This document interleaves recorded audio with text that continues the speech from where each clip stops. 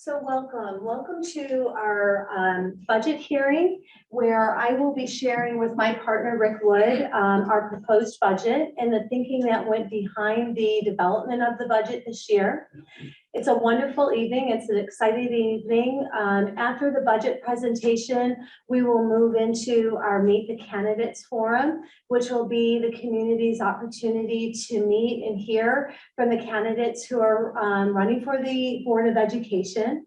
And then after the Meet the Candidates Forum, we will then transition into our regular Board of Education meeting. And so you're all welcome to continue to attend our Board of Education meeting later this evening. So welcome, and thank you for being present for our budget proposal. I feel like I'm very far away from the community, so I apologize for that. If maybe the people in the back row, if you could just give me a thumbs up or a thumbs down if you could hear me, okay. If at any point, Ty, I'm gonna look to you as my partner. If I get quiet or you can't hear me well, just give me a symbol and I'll try to speak louder, okay? So our mission in the school district, as the community may know, is really to inspire a love of learning for our students.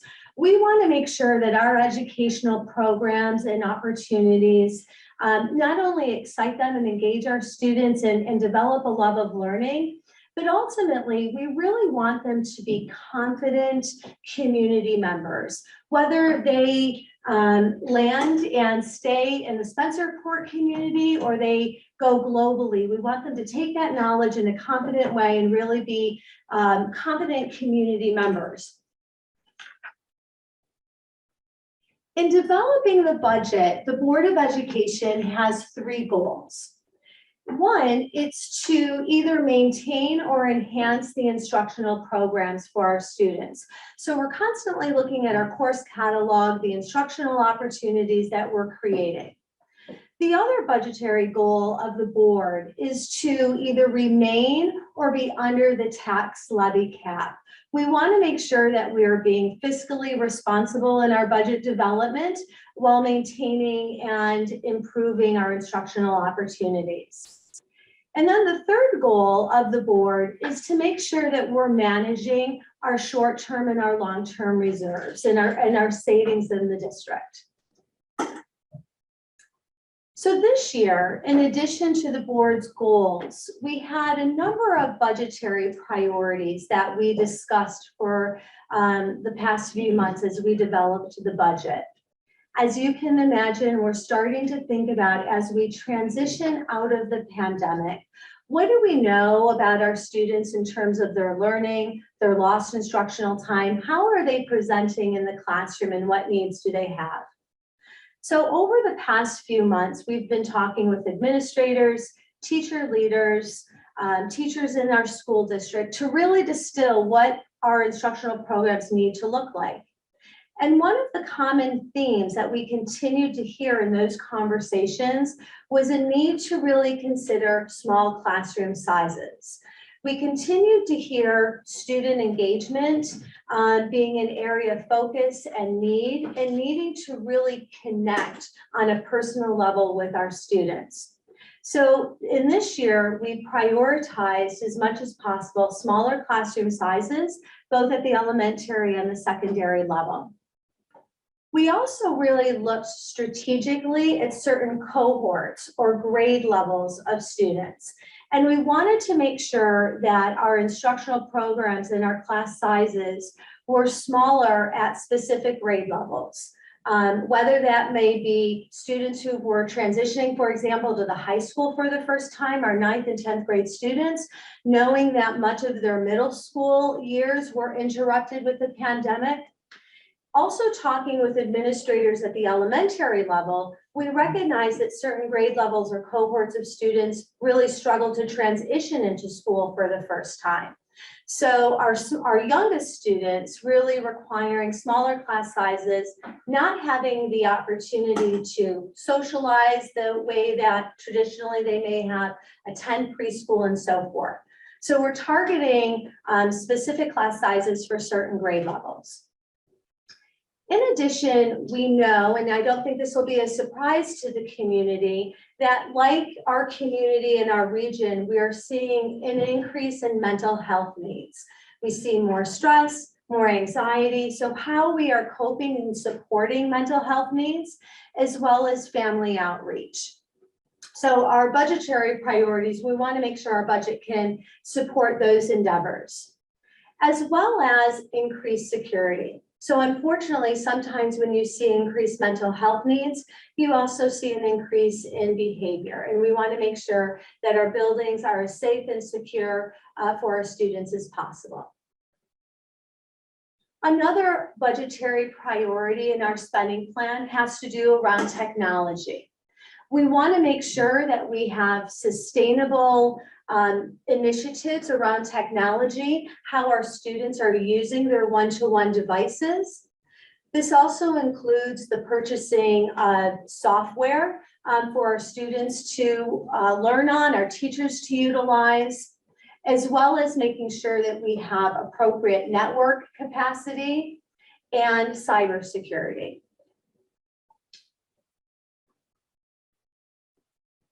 Some additional budgetary priorities in this spending plan also have to do with facilities planning. We know that we have a need to really look at our instructional spaces and to renovate some of those spaces, as well as really think about a multi-year capital improvement project. I was sharing with one of the faculties, I believe it was Canal View, that after one of the recent band concerts, I believe it was, as I was leaving, many of the community members stopped me and said, geez, it feels so good to be back in the buildings. It feels so good to celebrate and honor our students. And it was a reminder for me of just how much the school district is the hub of the Spencerport community. And so when we think about our facilities, we not only want to think about our instructional spaces, but what will the campus need to look like and how will it support the community in years to come? Just like your home, we also have the need to replace and modernize some of our equipment in our buildings. We're looking at boilers and roofs. Not exciting things, but necessary things. We need to make sure that our buildings are operational, as well as making sure that our facilities are ADA compliant for people who have disabilities. We're also looking at our physical environment in our buildings through the lens of security. So how safe are our entry points? Might we rethink our greeters desk, cameras around campus to help improve our security?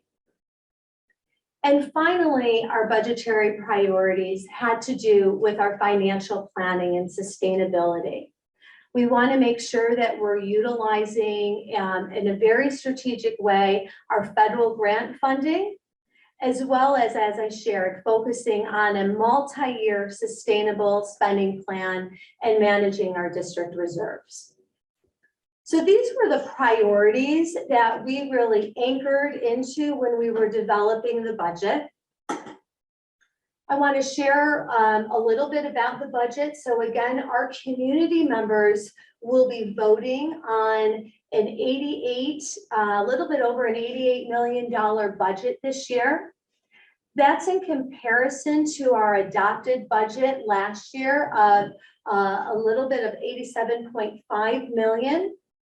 You can see the dollar change from our proposed budget to this year's actual budget. We have a percent change of 0.70%. So when we look at our expenditures in our budget, we break down our budget into three areas. Our administrative costs are in that yellow pie shape. Our capital, our operational side, and then our programs and services. And you can see that our programs and services really make up 76% of our expenditures. And as they should, because what that is that represents all of the student programs, instructional programs, resources for our students. We're a human service organization and business, and so the majority of our money should be going to our students' programs and supports. So some of the expenditures that our spending plan will support. Just like any other business sector this year, we need to make sure that we are competitive when we want to retain the best possible teachers and staff members that we have, as well as we need to be fiscally competitive to entice people to come work for us. So we've worked hard this year on contractual settlements. As I shared with you, we've made a focus to really hire more elementary and secondary teachers to have smaller class sizes. Our budget also supports a 0.4 PE teacher that will help with our coordination of our athletics program, as well as additional mental health and family outreach supports and our administrative restructuring. Our administrative restructuring comes, we have 2 staff members who've left the district. In a very positive way, they have successfully been promoted in other school districts, and we're so happy for our colleagues. But those positions gave us an opportunity to look at our instructional office and to restructure a bit. And so we've made a recommendation to the Board of Education to fill those positions that are now vacant with the Director of Humanities, so focusing on English language arts and social studies, as well as STEM, which is science, technology, engineering, and math. In having those 2 director positions, the instructional office will really focus on curriculum development, instruction initiatives, and assessment for every department and grade level in the school district. So there will be a touch point with somebody in the instructional office with every department in every building. Our spending plan also includes the increase in security. We are looking to hire a director of security as a Spencerport Central School District employee. That person would ideally have a great deal of knowledge and professional experience in the area of safety and security. We would look for that person to really be highly visible in all 6 of our buildings, and to make sure that they were supervising and facilitating all of our district safety plans, our building safety plans, supervising the security personnel that we have on campus, as well as outreach to the community. We have other expenditures very similar to probably yourselves as you're running your house. So what is our replacement plan for things like vehicles, buses, instructional equipment? We continue to grapple as we look and we anticipate higher utilities costs and fuel. I know as a community member, you are probably like me feeling it every time you fill up your gas tank. We also have expenditures in the realm of special education. Some of our students who are more moderately or severely disabled require private duty nurses, and we've had some enrollment changes in special education, as well as our commitment or our continued commitment to offering educational and instructional support services through BOCES. So whether that be special education services that we contract with BOCES for, or our college to career tech pathways. Our expenditures will also help us pay off debt service and benefits. So I mentioned a little bit about our federal stimulus funding. As you may know, the coronavirus relief plan was really put in place. It was a 3-year relief plan for all school districts to help school districts manage the unforeseen costs associated with the COVID-19 pandemic. We, as a school district, have received about $9 million in stimulus funds. We need to use that funding very strategically and careful. We do not want to use it towards instructional initiatives that we cannot sustain over time because the federal stimulus funding is only available for 3 years. So when we were first grappling with COVID-19 and the virus, you may remember, and many school districts did this. Many school districts used those funds to build plexiglass petitions, to really look at their air quality in their buildings, many operational needs around the health and safety of our facilities. As we transition through the pandemic, we have shifted our focus, and we are now looking at the impact of lost instructional time, as well as our students' social emotional needs. So the helpful thing about the pandemic funds or the federal stimulus funds is that we can shift our plan and we can reallocate our funds to meet the needs that we currently have. So this is where the money is, or the revenue sources that we get to support our budget. You'll see that there are 2 large revenue sources, one being our New York State state aid and our tax levy, our community's contribution to balancing our budget. So when we look at our budget, again, I'll just remind you that we have about a little bit over an $88 million budget. When you subtract from that 88 million all of the revenue sources, the local sources, the state aid, the federal aid,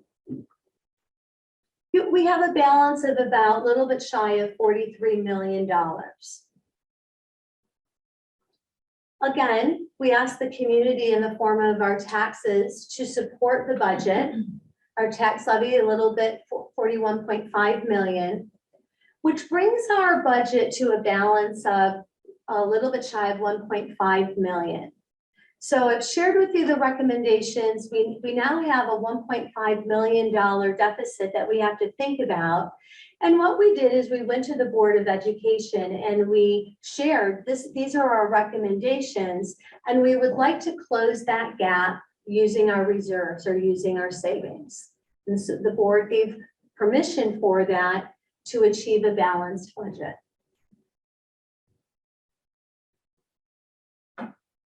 So now at this point in the presentation, most people are starting to think, okay, I understand the priorities, I understand what went into the development, but what is this really going to mean for me as a community member? So we start again to look at that tax levy and trying to arrive at a tax rate. And in order to do that, we need to look at all of the assessed value and the properties in our school district. So to do that, each town starts to look at the assessment, what their property values are worth. Rick meets with every assessor. And part of the conversation that we had this year has to do with equalization rates, how things are assessed in each of the communities. So as an example, and you can see the different towns that our school district supports, if an equalization rate is 100%, what that means is that your home is assessed at the same market value that it will probably sell at. If a town has an equalization rate less than 100, as you can see ours do, what that really means is that homes are selling more than what they're actually assessed for. I always share one of the first things that people would tell me about Spencerport when I started in July was, Kristin, it's going to be hard to find a house in Spencerport. The moment they go on the market, they're sold and there's multiple buyers. That's a good thing, but it plays into the assessed value. So the assessments are lower than what our homes are actually going for. So when we've made this presentation to community members, Rick has really done a nice job to try and show what your estimated tax bill will look like for the town in which you live. So this information is based on a $200,000 home. If you live in the town of Ogden, for example, you can get a sense of the annual change of your tax bill and what that may compute to a monthly change. So depending on the value of your resident, you can start to estimate the change in your tax bill. So we always want to remind our community members, and we hope that you feel that your contribution, your taxes, your hard work in supporting our district budget really comes at a wonderful rate on your investment. We're so happy to share the successes of our students and why we're here. And so again, I talked to you a little bit already about the wonderful clubs and activities and being able to celebrate students in our music program. How wonderful it was to see musicals at both the middle school and high school level this year. Our board has made a tremendous commitment to honoring and developing our universal pre-K program. So making sure our youngest community members really have a strong head start into their educational learning. We want to honor students like Samantha and Meg, who represent our students in Wamoco and BOCES. Samantha and Meg were both recognized at a state level for the instructional and learning work that they're doing with our partners at BOCES. And Isabella, it was celebrated at DECA, our business organization, in a national and a state competition. Isabella is one of our students who represents many of the extracurricular activities and clubs that we have on campus and that our budget supports, as well as celebrating all of the athletes who were able to get back to their sports programs full-time this year. It's wonderful to see our students re-engaging in this way through the pandemic. So I always somewhat joke, but it is true. This is the slide that I least like about our presentation. And it has to do with the question of, well, what would happen if our budget did not pass? We would be required to create a contingency budget. And you can see some of the aspects of what would go into creating a contingency budget. But I think the most important thing of a contingency budget to recognize is that it really only focuses on mandated instructional programs. So much of the initiatives and the supports that I've spoken to you about tonight may not necessarily be mandated. They are what we feel is absolutely necessary to our students, but may not be mandated. So we want to make sure in all of our budget presentations that our community understands what's in our budget, how we came to this decision and the budget development. And so you have full confidence in hopefully supporting our budget. So here's what you're voting on as community members. You are voting on our ability to expend a little bit more than $88 million to support the instructional programs for our students in the Spencerport School District. You are supporting our ability to levy the necessary taxes to support a balanced budget. I did want to share a little bit about our budget voting history. You can see that the Spencerport School District has really enjoyed a very wonderful approval rate over the years. That is that orange line, if you can see it. The blue columns represent the number of voters that come out to vote on our budget. You may notice that big spike. If you can't see the year, that's in the year 2021. That was obviously during COVID, where our community members could vote in and mail in their vote for the budget. So you'll see, and this really was represented around the whole entire Rochester region and actually Western New York region, a spike in voters that particular year. we're really hopeful this year that we're going to get a positive community return and have voters come into the building and vote on the budget. We have, and I have advertised in my last community message that people can utilize an absentee ballot if they need to, and how to do that is on our website. But we are hopeful that many people from the community will come out and vote. As a reminder, and we're going to move into this next, we do have 3 open seats on our Board of Education. We will have 2 terms that'll be 3 years in length, and 1 seat that will be 2 years in length. And again, our candidates for the Board of Education this year are Mike Maselli, Mike Mayer, Gary Bracken, Megan Sarkis, and Christopher Spallina.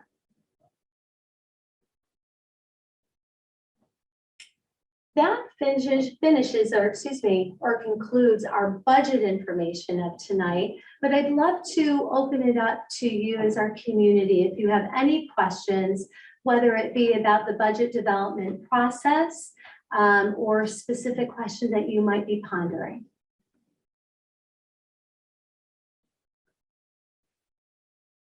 And I always say, we need to give Rick at least 1 hard question. Come on.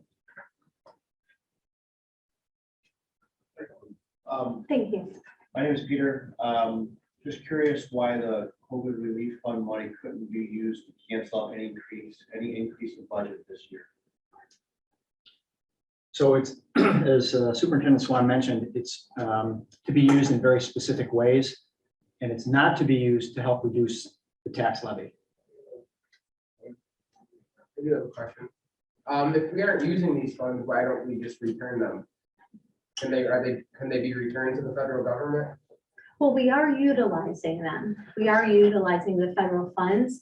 What Mr. Wood said, though, is that many times people are wondering, can you use the federal funds to decrease our tax burden? And you cannot. That's not how the federal funds are to be used, but we are using them strategically. So when we are looking at learning loss, increasing mental health support, increasing family outreach support, we can use the funds for that. So I'll just give an example that might give context.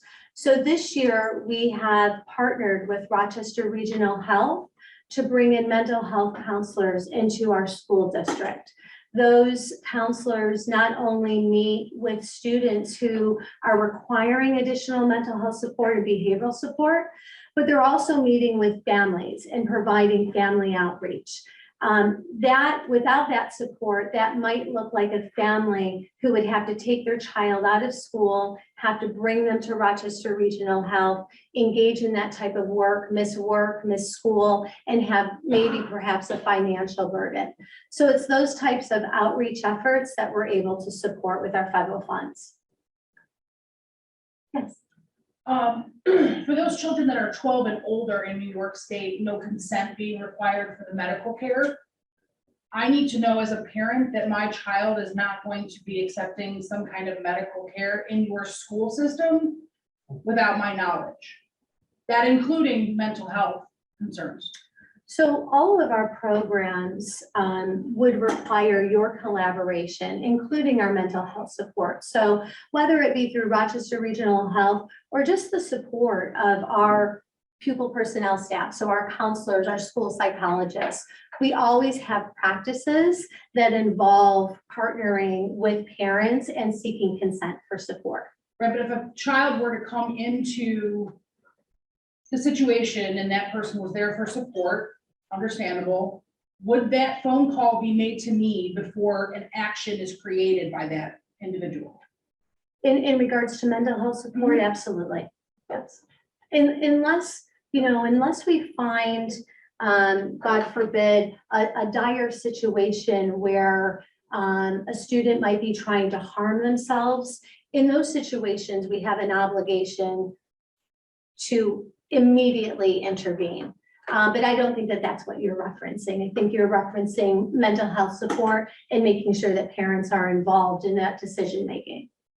Any not just mental health, but in this instance, yes. Yes, yeah. Yes, I'll speak to that specifically. That did not happen. My daughter is only 11. And they had the counselor at the school meet with her. Didn't tell me. The counselor still has never contacted me. So that's just also an example that that's not necessarily happening. I appreciate So- that. Yeah, I appreciate that. And because that's such an individualized situation, Yeah. I'm happy to hear the specifics of that. If you wanted to share that with me, just so I could understand that a little bit better. Sorry, me again. Mhm. I'm that one. As far as the security increase, will security be heavily trained on how to de-escalate situations versus escalating, such as I'm sure everybody is aware of the situation at the Webster School Board meeting that had happened where the person was physically removed and that situation could have been de-escalated to be avoided. So this year, what I didn't mention in the presentation is we really did a full year-long comprehensive safety study. And we used a private firm to help look at our security practices and generated a host of recommendations. Some, what I shared with you, have to do with increased security on campus, but also increased cameras or operational recommendations. So the intent of our director of security is to speak exactly to what you are sharing. To hire somebody who will be highly visible in all of our buildings, who will know our students, who will know our community, and who will be responsible for the ongoing training of all of our security staff, as well as managing all of our district safety plans. So to answer your question, yes, to really looking at being proactive, knowing our students and community, and warding off problems hopefully before they even arise. So I have a question. So with the funding going towards the mental health, I mean, where does it end? Like parents, people have medical insurance for those reasons. So I have to take my child out of school. I have to take off of work to take him to a specialist for his, we'll say autism or behavioral issues. I have to take him to the heart doctor. I have to take him to, I have to do that for him. So where does it end? Like, is it just gonna be mental health issues? Like, how far are we gonna go outside of, I don't think medical should be being brought into school. Except for like the nurse's office, our children have to go to the nurse for things. And then if something's major, we have to take them to our own doctors. So at what point are we gonna stop putting our budget towards that? So I want to share that just the mental health was one example of how we're utilizing our federal stimulus money. And our actual whole plan is on our website and it's easy to access and you can see where the funds are being allocated. But in addition to mental health support, much of it is also being used to support instructional learning loss.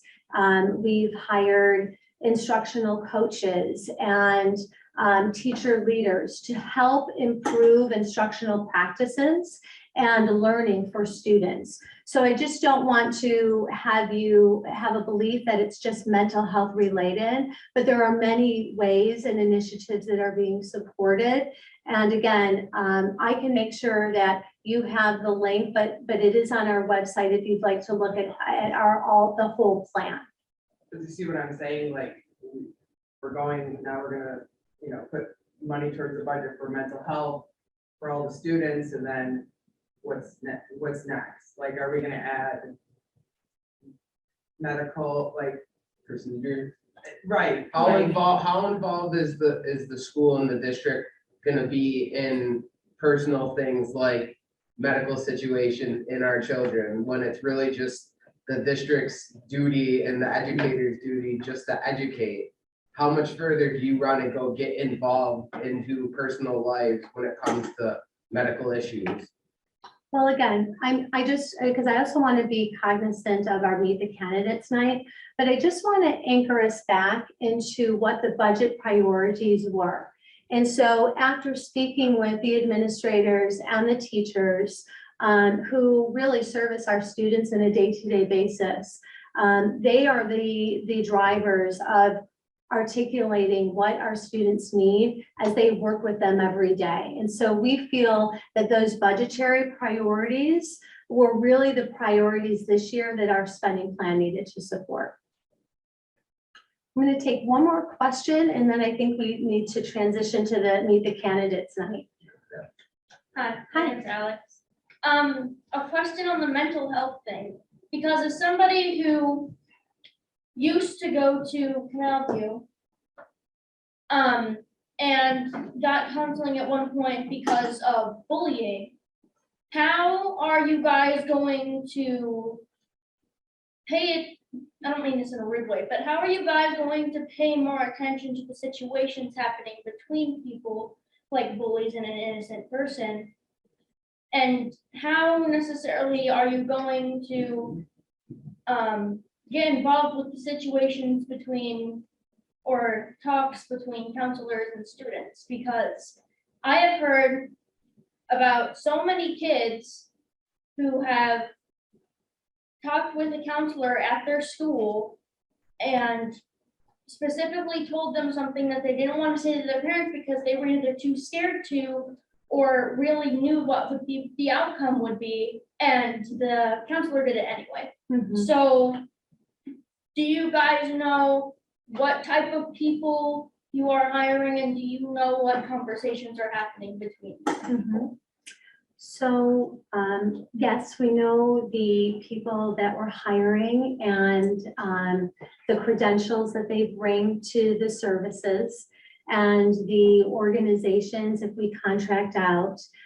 So we know their credentials, we have consistent conversations with them. And sometimes there are individual situations that it's helpful for me to know the exact circumstance, because sometimes even though a student may not want us to share information, we're legally obligated to. I'm not sure of what you're referencing, and that might not be the case, or it may be the case, so it's hard for me to answer that specific question.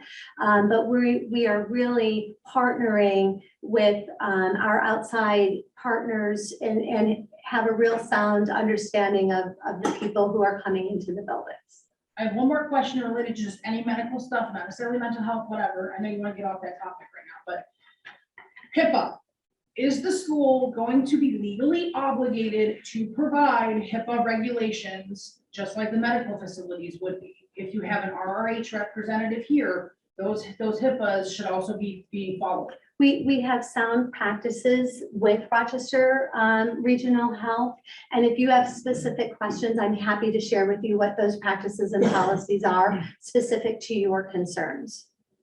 So I'm going to thank everybody. I really do appreciate the conversation and the questions. Again, I want to be really mindful of the Meet the Candidates Forum. We're running a little bit over our schedule. So if you allow us just a little bit of transition time, we'll move into Meet the Candidates Forum. Thank you.